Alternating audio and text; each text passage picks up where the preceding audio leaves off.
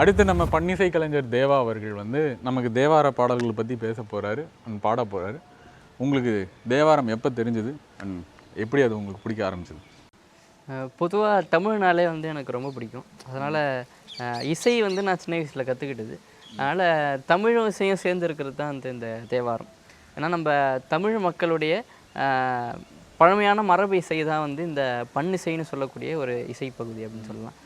இந்த பன்னிசையில் வந்து பன்னிசையை பற்றி நிறையா இலக்கியங்கள், சிலப்பதிகாரம், தொல்காப்பியம், அகத்தியமாக இருக்கட்டும், எல்லாத்துலேயுமே இலக்கண நூல்கள், உரைநடை நூல் எல்லாத்துலேயுமே வந்து இந்த பண்ணை பற்றிய குறிப்புகள் நிறையா இருக்குது. ஆனால் அந்த பண்கள், அந்த பன்முறையில் பாடல்கள் எப்படி இருக்குன்றது எதுவுமே கிடையாது. அதாவது நிறையா இந்த குமரி கட்டத்தில் வந்து அழிஞ்சு போச்சு அப்படின்னு சொல்லலாம்.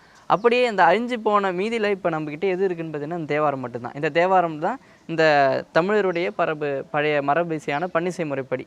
இப்போ பன்னிசைனா எதுவும் இல்லை, இப்போ நம்ம ராகம் அப்படின்னு சொல்கிறோம். இப்போ கல்யாணி ராகம், மாயாமாலோகலை ராகம் அப்படின்னு சொல்லிட்டு இந்த ராகங்கள் பேர்லாம் சொல்கிறோம். இதுக்கு வந்து நம்ம 1500 வருஷத்துக்கு முன்னாடி நம்ம தமிழர்கள் வந்து பன்முறை அப்படின்னு சொல்லிட்டு பேர் வச்சுருந்தோம். இப்போ வந்து நம்ம ராகமாக அதை பயன்படுத்திகிட்டு இருக்கோம். அப்படி வந்து ஒரு சில பண்கள் பேர்கள் பார்த்திங்கன்னா நட்டப்பாடை, இந்தளம், சீகாமரம், செந்துருத்தி, பேந்தை காந்தாரம், கொல்லிக்கவாடம் அப்படின்னு சொல்லிட்டு தேவாரத்தில் பயன்படுத்தல இந்த பண்கள்லாம் இருக்குது. இந்த தேவாரம் வந்து மூவரால் பாடப்பட்டது. திருஞான சம்பந்தர், திருநாவுக்கரசர், சுந்தரர் அப்படின்னு சொல்லிட்டு இந்த 3 பெருமக்கள் பாடுறாங்க. அதுக்கப்புறமா அது ராஜராஜ சோழன் காலகட்டத்தில் அந்த ஓலைச்சுவடிகள்லாம் அவர் மீட்டு உருவாக்கம் எடுத்து நம்பியாண்டார் நம்பிகள், அப்புறம் மதங்க சூலாமணி அம்மையா அப்படின்னு சொல்லிட்டு பல தமிழ் மக்கள், தமிழ் மன்னர்களாக இருக்கட்டும், இசை வல்லுநர்கள், தமிழ் அறிஞர்கள், இவங்களுடைய பங்குக்கு அப்புறமா தான் நமக்கு இந்த தேவாரமே கிடச்சிது அப்படின்னு சொல்லலாம். ஒரு தேவார பாடல் கண்டிப்பாக. தேவாரம்னாலே நமக்கு முதல்ல வந்து ஞாபகம் வருது தோடுடைய செவியன். அது பாடலாம். தோடுடைய செவியன் விடை ஏறிவோர் தூவின் மதிசூடி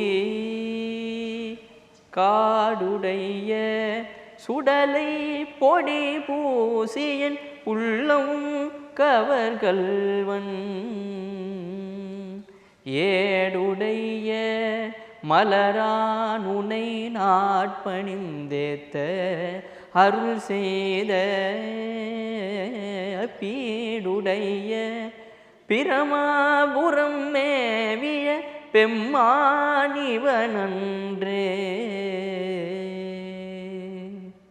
அழகு. இதோடைய பொருள் அதாவது திருஞான சம்பந்தர் வந்து 3 வயசு குழந்தை. அவர் வந்து அந்தனர் குலத்தில் பிறந்தவர், சீர்காழியில் பிறந்தவர். முதல்ல வந்து பொதுவாக அவங்க அப்பாக்குள்ளே வந்து கோயிலுக்கு போகிறது சின்ன குழந்தை வழக்கம். அப்படியே அவர் ஒரு நாள் அவங்க அப்பா கூட வந்து அவர் வந்து குளிக்க போகும்போது அவரையும் வந்து போகிறான்னு சொல்லிட்டு அடம் பிடிச்சார். அப்போ திருஞான சம்பந்தர் கூப்பிட்டு போகிறார். அப்படி வந்து அவங்க தண்ணியில் மூழ்கி குளிக்கும் போகும்போது இந்த குழந்தை என்ன நினச்சிது, ஐயோ அவங்க அப்பா வந்து காணாமல் போயிட்டார் அப்படின்னு சொல்லிட்டு அழுகுது. அப்போ வந்து அந்த அழுகுரல் கேட்டு இறைவனே வந்து உமையம்மையோட ஞானப்பால் கொடுத்து தான் அதாவது அவங்க அப்பா வந்து கேட்குறாரு, யார் கொடுத்த பால் நீ குடிச்ச அப்படின்னு சொன்னோடனே முதல்ல ஞானசம்பந்தர் இந்த பாட்டை பாடுறார். தோடுடைய செவியன். முதல்ல குழந்தைங்கள்லாம் நீங்கள் தூக்கணும் என்ன பண்ணுவோம், கம்மல் பிடிச்சிருந்தா கம்மலை பிடிச்சிருக்கோம். அப்படி வந்து ஞானசம்பந்தர் குழந்தைன்றது இந்த பாட்டிலே தெரியும். முதல்ல வந்து தோடை பார்க்குறார், இறைவன் அணிஞ்சிட்டு இருக்க அந்த தோடை பார்க்குறார். தோடுடைய செவியன் விடையேறி ஓர் தூவின் மதிசூடி காடுடைய சுடலை பொடி பூசியன் உள்ளம் கவர்கள்வன் ஏடுடைய மலரான் உனைநாட் பணிந்தெரித்தருள் செய்த பீடுடைய பிரமாபுரம் மேவிய பெம்மானவன் என்று. முதல்ல வந்து தோடு பற்றி சொல்கிறார், காது பற்றி சொல்கிறார். அதுக்கடுத்து வந்து எதில் வரார் சாமி வந்து புல்லட்டில் வந்தாரா, ஸ்கூட்டியில், எதில், ரிஷபத்தில் வரார். விடைனா வந்து காளை மாடுவாங்க. விடையேறி ஒரு தூவெண் மதிசூடி தலையில் நீலாம் அழிஞ்சிருக்காரு. அதுக்கடுத்து காடுடைய சுடலை பொடி பூசி என் உள்ளம் கவர்கள், சுடுகாட்டு சாம்பலை பூசியிருக்காரு என்னோட உள்ளத்தையே. அதாவது இறைவனை வந்து கல்வன் அப்படின்னு சொன்ன பெருமை வந்து ஞானசம்பந்தருக்கு தான் உண்டு. அவர் உள்ளத்தையே வந்து உள்ளத்தை வந்து எடுத்துட்டாருன்னா திருடிட்டாரு தானே. உள்ளம் கவர் கல்வன் அப்படின்னு சொல்லிட்டு வரும். அப்புறம் ஏடுடைய மலரான்மை நான் பணிந்து ஏத்தருள் செய்த பீடுடைய பிரமாபுரம் மேவிய பெம்மானவன் என்று. திருமாலே வந்து சிவபூஜை பண்ண தலம் திருப்பெருமபுரம். அதாவது சீர்காழிக்கு 12 பெயர்கள் இருக்குது.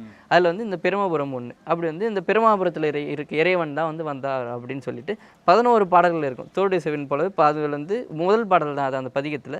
அதில் 11 பாடல் இருக்கும். அதில் முதல் பாடல் தான் தோடுடைய செவியன். எனக்கு வந்து ஒரு கதை தெரியும். அந்த கதை வந்து என்னென்னா, அப்பூதி அடிகளார் வந்து திருநாவுக்கரசருடைய பெரிய ஃபேன். ஸோ அப்பூதி அடிகளார் வந்து என்ன பண்ணுவாங்க, திருநாவுக்கரசர் பேரில் தண்ணீர் பந்தல் அமைக்கிறது, உணவு வழங்குறதுன்னு நிறைய விஷயங்கள் பண்ணுவாங்க. இதை பார்த்த திருநாவுக்கரசர் நான் ஒரு நாள் அவங்க வீட்டுக்கே போயிட்டு நான் அவங்க வீட்டுக்கு சாப்பிட வரேன் அப்படின்னு சொல்லிட்டு வராரு. நான் வந்து சிவன் கோயிலுக்கு போயிட்டு வந்து சாப்பிட்றேன், நீங்கள் அதுக்குள்ளே தயார் பண்ணி வைங்கன்றப்ப அப்பூதி அடிகளாருடைய பையன் வந்து தோட்டத்துக்கு போயிட்டு அந்த வாழை மரத்தை வாழை இலையை அறுக்க போகிறப்போ பாம்பு கடிச்சு இறந்துருவான். அப்போ வந்து திருநாவுக்கரசர் கோயில் முடிச்சு வீட்டுக்கு வராரு. சாப்பிட்லாமா அப்படின்றப்ப இவங்களால சொல்லவும் முடியாமல் அந்த ஒரு கஷ்டத்திலே இருப்பாங்க.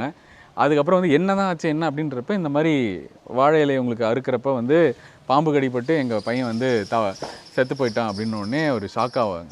அதுக்கப்புறம் அந்த பையனை தூக்கிட்டு போயிட்டு சிவன் கோயிலில் வச்சுட்டு அப்போ வந்து திருநாவுக்கரசர் வந்து ஒரு தேவார பாடல் பாடுவார். இது ஒன்று கொலாமவர் அப்படின்னு சொல்லிட்டு அந்த ஒரு தேவாரம், அது அந்த இடத்துல அவர் பாடி அந்த குழந்தைக்கு வந்து அந்த விஷக்கடி போனதாக வரலாறு. அதாவது இந்த தேவாரத்துக்குமே இந்த பன்முறைக்கும் மருத்துவத்துக்குமே ஒரு சம்மந்தம் இருக்குது அப்படின்னு சொல்லலாம். அதாவது இப்போ கூட மியூசிக்கல் தெரப்பின்னு சொல்லிட்டு இந்த இதெல்லாம் பண்ணிகிட்டு இருப்பாங்க. அதாவது தூக்கம் வராதவங்களுக்கு இந்த ராகம் கேட்கணும். அப்புறம் வந்து வயிறு வலிக்கு, அதாவது தேவாரத்தில் பார்த்திங்கன்னா முதல்ல வந்து திருநாவுக்கரசர் வந்து வயிற்று வலியில் வந்து கூற்றாயனவாறு அப்படின்ற தேவாரம் பாடுறார். அது கொல்லின்ற பண். அந்த பண்ணு வந்து நீங்கள் ரெகுலராக கேட்டிங்கன்னா வயிறு வலி வந்து குணமாகும் அப்படின்னு சொல்கிறது அப்போலேருந்து பின்பற்றிருக்க ஒரு முறை அப்படின்னு சொல்லலாம். அப்படி வந்து இந்த இந்தளம் ஒன்று கொலாமவர் அப்படின்ற பதிகத்தை வந்து இந்தளம் அப்படின்ற பண்ணில் வந்து பாடியிருக்கார். இந்த இந்தளம் பண்ணுக்கு வந்து அந்த விஷயத்தை முறிக்கக்கூடிய தன்மை இருக்குன்னு அப்படின்னு சொல்லிட்டு அறிஞர்கள் வந்து கண்டுபிடிக்கிறாங்க. அப்படி இந்த மருத்துவத்தோடும் இசையோடும் வந்து பல சம்பந்தங்கள் வந்து இதில் இருக்குது அப்படின்னு சொல்லலாம்.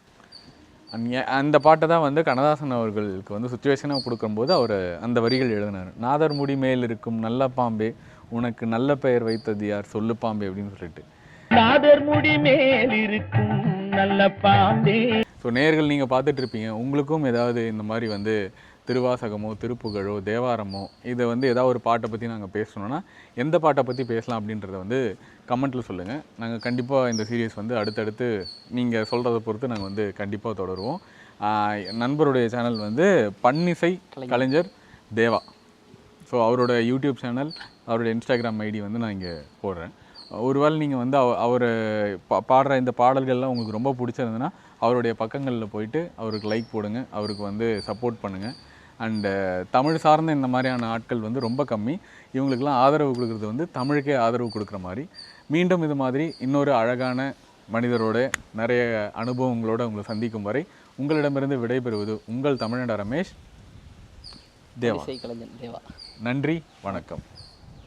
தோடுடைய செவியன் விடை ஏறிவோர் தூவென் மதிசூடி காடுடைய சுடலை பொடி பூசியன் உள்ளம் கவர்கள்வன் ஏடுடைய மலரான் உனை நாட்பணிந்தேத்த அருள் செய்த பீடுடைய பிரமாபுரம் மேவிய பெம்மானிவனன்றே.